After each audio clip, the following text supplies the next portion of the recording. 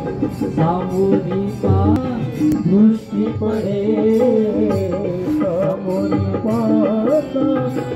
दृष्टी पडे आदिव माझा तो इकडे आदिव माझा तो इकडे आदिव माझा तो इकडे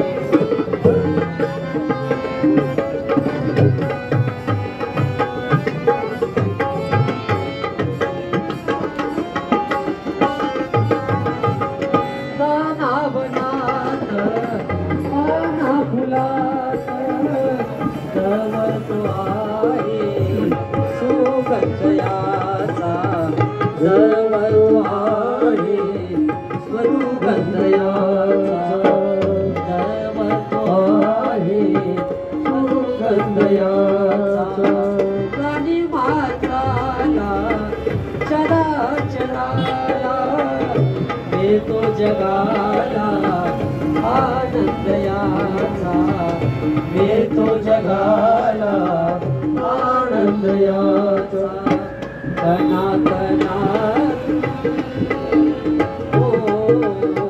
कणा कणात दर्शन घडे कणा कणात दर्शन घडे आदिव माझा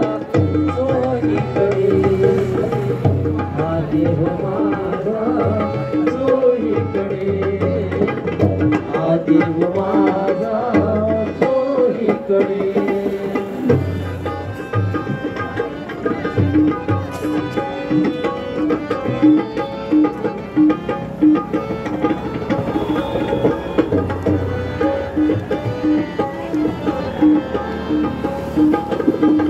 सद्गुरु वाणीत ज्ञानाच्या कानीत मने कणात लपलेला मने कणात लपलेला थोर म्हणतानी ज्ञानवंतानी हृदय सत्तानी जपलेला हृदय सत्तानी जपलेला संतांच्या संगतीत हा सापडे संतांच्या संगतीत हा सापडे आदिव माझा चोहीकडे आदिव माझा चोहीकडे आदिव माझा चोहीकडे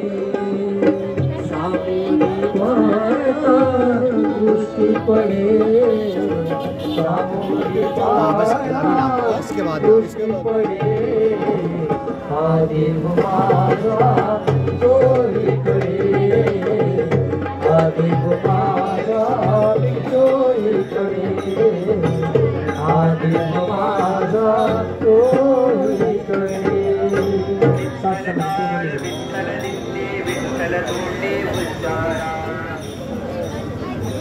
संत जनानो प्रेमाने बोला धनंकारजी ज्याप्रमाणे दासने निवेदन केलं होतं आदरणीय डॉक्टर सलमानजी मालेगाववरून हे महात्मा आपल्यामध्ये उपस्थित आहेत यांच्या देखील भावना यांचे हृदयाचे भाव आपण श्रवण करू प्रेमाने बोला धनंकारजी साथ संगत बड़े प्यार से कहना निरंकार जी साथ संगत मी कोण मी कुठून आलो मी आलो तरी मला करायचे काय आणि मला परत जायचे कुठे हा सगळं इम्पॉर्टंट क्वेश्चन आहे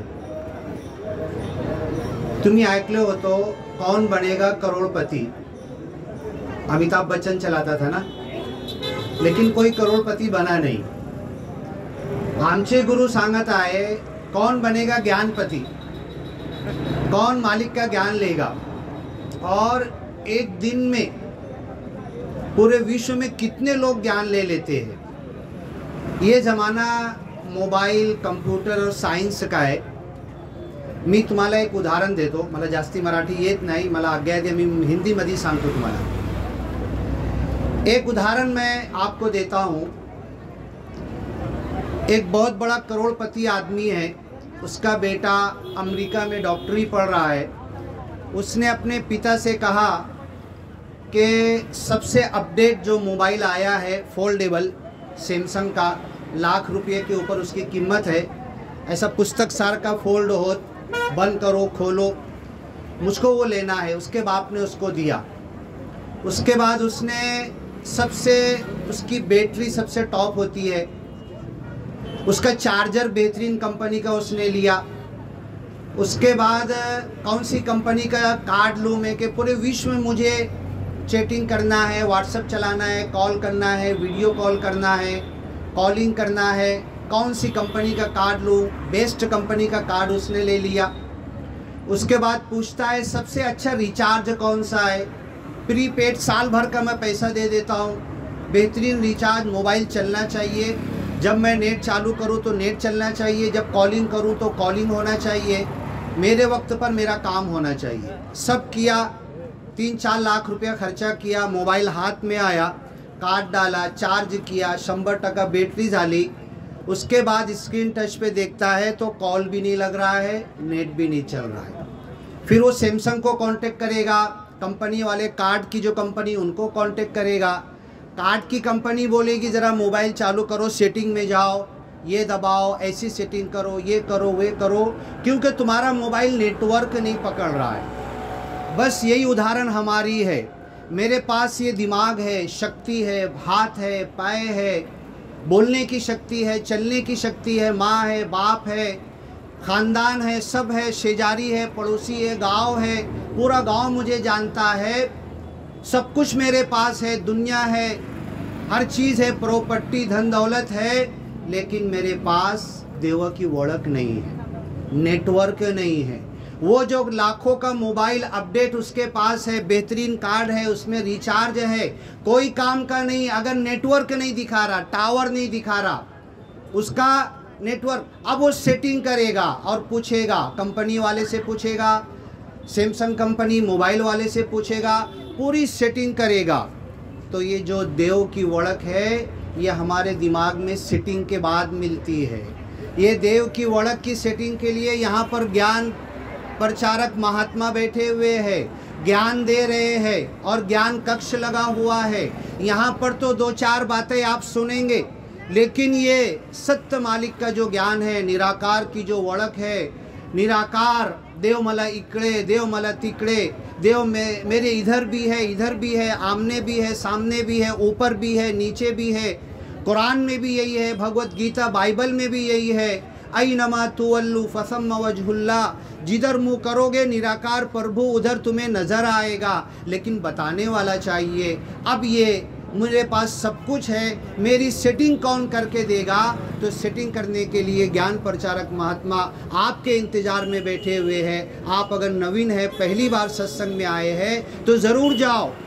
सिर्फ सेटिंग की ज़रूरत है, आपके माइंड में ऐसी सेटिंग कर देंगे आपको देव दिखने लगेगा, दिन रात दिखने लगेगा, आपको टेंशन नहीं होगा। अभी जो अभंग पढ़ रहे थे कि मैं देव के साथ में हूँ, देव मेरे साथ है, मैं भूल जाता हूँ कि देव मेरे साथ है।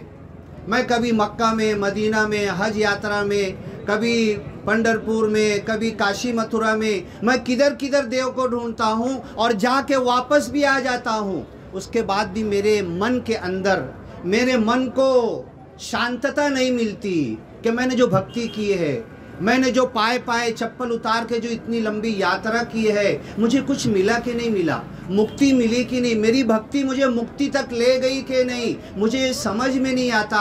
हज यात्रा, अभी लोग वापस आ रहे, हज से भी मुस्लिम लोग वापस आ रहे, वो आ जाते, लेकिन उन्हें ये मन में संख्या होती है, मला देव भेटला का नहीं भेटला, देव मिला कि नहीं, मैं देव को क्या बोलूँ, कब बोलूँ, कैसे बोलूँ, देव मेरी कैसे सुनेगा, ये समझ में नहीं आता। तो ये वही उदाहरण जो दास ने दिया, मेरे पास अच्छी कंपनी का मोबाइल है, रिचार्ज है, बैटरी अच्छी है, सब कुछ है, मैंने आके लगा दिया इधर पे चार्जिंग के लिए, मेरी बैटरी नहीं बढ़ रही है, क्या हो गया? चार्जर तो नहीं सही है, करंट तो है, हाँ, बैटरी तो नहीं ख़राब हो गई। तो ये सब जो प्रॉब्लम है कि जो मालिक ने मुझे दिया, इतना बेहतरीन शरीर दिया है, दिमाग दिया है, बोलने की शक्ति दिया, अक्ल दिया है। जानवरों की तरह मैं खाता नहीं हूँ, जानवरों की तरह कहीं भी सोता नहीं हूँ, मुझे सब समझता है, दुनिया की हर चीज़ समझती है। तो क्या मुझे देव नहीं समझ में आ सकता? क्या देव की ओळख मेरे लिए नहीं हो सकती? लेकिन मैं अभी तक ज्ञान प्रचारक महात्मा के पास जाके बैठा ही नहीं मैं, तो मुझे देव की ओळख होगी कैसे? चप्पल उतार के मैंने लंबी लंबी यात्रा पूरे इंडिया की, काशी मथुरा की, कहाँ की, लेकिन मुझे देव नहीं मालूम पड़ा। बस दास आप लोगों से ज़रा जो नवीन है थोड़ा हाथ उठाएंगे, तो जो नवीन पहली बार बैठे हैं सत्संग में, जिन्होंने ज्ञान नहीं लिया है, निरंकारी ज्ञान जो देते हैं नहीं लिया, ज़रा हाथ उठाएंगे। तो जो लोग यहाँ पे चाहते, कोई ज़बरदस्ती नहीं है, आपको अगर समझ में आएगा तो ज्ञान कक्ष में जाकर बैठो, ज्ञान लो और देव की ओळख कर लो, और जीते जी फिर इस देव के साथ में रहो। एक उदाहरण और दास देगा। आपने किसी को देखा होगा हॉस्पिटल में, घर में, कोई आजारी बीमारी, मृत्यु के बेड के ऊपर आपने कभी किसी को देखा होगा, तो मृत्यु के बेड के ऊपर जब किसी को मौत आती है तो उसकी आंखें खुली होती है कि बंद होती है? मृत्यु के बाद, किसी के मरने के बाद उसकी आंखें वो खुद बंद करता है, मरने वाला के हम लोग बंद करते हैं? ज़रा बताओ मुझे, उत्तर दो इसका। हाँ, मरने वाले की आंख हम लोग बंद करते हैं। अब ये उदाहरण बाइबल में है, भगवत गीता में है, कुरान में है कि ये मरने वाला मरते मरते विट्ठल को, पांडुरंगा को, देव को मरते मरते ऐसा देखता है, आंखों के सामने देखता है। ये पूरी उदाहरण दास ने बताई है, आप इसे भी सुन सकते हैं। अब वही ओळख, वही जो देव को दिखाने का कार्य किया जाता है। लोग बोलते हैं कि देव कोई हाथ लगाने की चीज़ है क्या? देव देखने की चीज़ है क्या? हाँ, तो ये निरंकारी मिशन वही बताता है कि आओ बैठो, हम आपको बताएंगे कि देव नज़र भी आता है, देव दिखता भी है, देव मरे तक आपके साथ में रहेगा। ऐसी ओळख करा देंगे, आप देव को छोड़ना चाहे तो छोड़ नहीं सकेंगे, मरे तक आपके साथ रहेगा। बस साथ संगत आपसे यही निवेदन है, रिक्वेस्ट है, दरख्वास्त है कि जिन लोगों ने ज्ञान नहीं लिया होगा वो ज़रूर ज्ञान कक्ष में जाए और बैठे, क्योंकि जिस दिन आप ज्ञान ले लोगे उस दिन आप पागल हो जाओगे दूसरों को ज्ञान देने के लिए, दूसरों को ये ज्ञान मिलाकर बिठाने के लिए। बस यही हमारे मन के अंदर भाव और भावना बन जाए कि देव मुझे दिखना चाहिए, देव की ओळख मुझे होना चाहिए। और देव ये निरंकारी मिशन माता सुदीक्षा जी कैसे दिखा कर देते हैं, ये हमको ओळख इधर मिलेगी। साथ संगत बड़े प्यार से कहना, द निरंकार जी।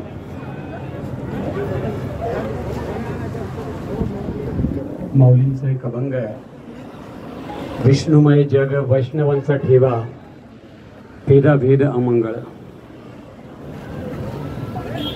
जेवढेही धर्मग्रंथ शास्त्र या धर्तीवरती उपलब्ध आहेत, त्या प्रत्येक धर्मशास्त्राचा आधार हाच आहे की परमात्मा एक आहे। जर आपण हिंदू संस्कृतीमध्ये पाहिलं तर त्या ठिकाणी